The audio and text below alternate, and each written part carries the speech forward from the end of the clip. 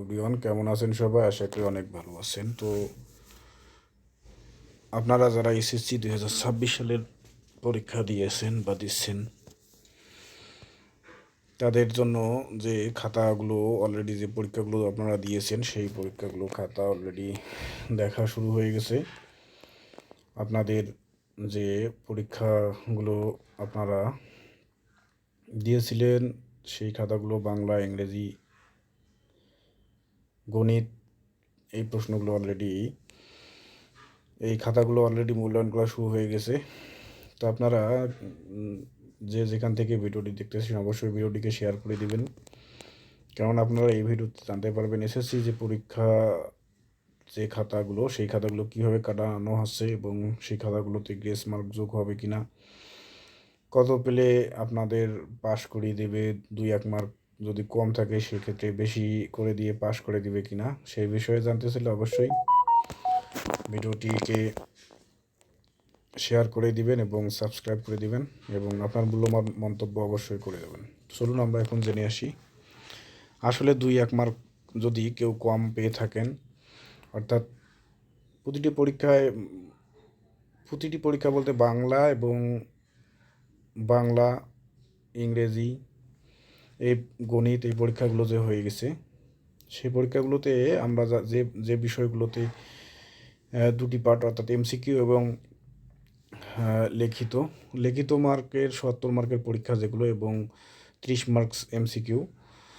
তো লিখিত পরীক্ষায় যদি আপনারা কেউ পেয়ে থাকেন, সাপোজ লিখিততে 23 পেলে পাস, 23-এর মধ্যে যদি কেউ 22 পেয়ে থাকে বা 21 পেয়ে থাকে, এগুলো তো টিচার কাটবে খাতা, এগুলো মার্ক অবশ্যই 1 বা 2 মার্ক বেশি করে দিয়ে তখন আপনাদের 23 করে দিয়ে পাস করিয়ে দেওয়া হবে। এবং যদি টিচারটি মানে সদয় হয় আর কি, তা যদি সেই টিচারের মনে হয় যে আমি 1 মার্ক বা 2 মার্ক বেশি দিয়ে স্টুডেন্টটিকে পাস করে দিই, সেক্ষেত্রে পাস করে দিবে। তবে ম্যাক্সিমামেই এরকম যদি হয় তাহলে পাস করিয়ে দেয়, অর্থাৎ 1-2 মার্ক যদি কম পেয়ে থাকেন আপনারা তাহলে পাস করিয়ে দেবে।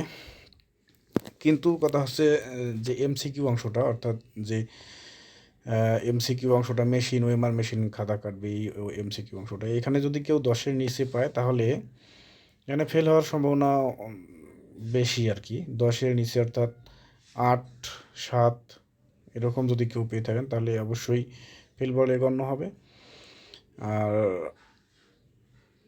যদি কেউ 9 বা 10-এর উপরে পায় তাহলে তাদের পাস করিয়ে দেওয়ার সম্ভাবনা অনেক বেশি থাকবে। প্রতিবারে গ্রেস মার্ক যুক্ত হয়, এবার গ্রেস মার্ক যুক্ত হবে কি না বর্তমান শিক্ষামন্ত্রী উনি কিভাবে দেখবেন বিষয়টি এখন পর্যন্ত জানা যায়নি। তিনি যদি একটু কোমল দৃষ্টিতে দেখে যে স্টুডেন্টকে একটু সহজ করে খাতা কাটিয়ে যদি পাস করার যদি নির্দেশনা দেয় তাহলে পাস করিয়ে দেবে, এবং যদি বলে যে না কঠিনভাবেই খাতা কাটানো হবে তাহলে অবশ্যই কঠিন করেই খাতা কাটবে এবং সেভাবেই রেজাল্ট প্রস্তুতি করবে। তো আপনারা যারা পরীক্ষাগুলো দিয়েছিলেন, পরীক্ষায় টুকিটাকি কিছু না কিছু লিখেছিলেন, অর্থাৎ কেউ তো আর সাদা পৃষ্ঠা রেখে আসেনি, সেখানে অবশ্যই যারা আরও পরীক্ষা আছে অনেক, এই পরীক্ষাগুলোতে সুন্দরভাবে লিখতে হবে, তাহলে কিছু না কিছু মার্কস টিচাররা দিবে। কিন্তু এমসিকিউ যদি কেউ ফেল করে তাহলে অবশ্যই ফেল হয়ে যাবেন। তো এই ছিল আজকের ভিডিওটি কেমন লাগলো অবশ্যই কমেন্ট করে জানাবেন। ধন্যবাদ সবাই।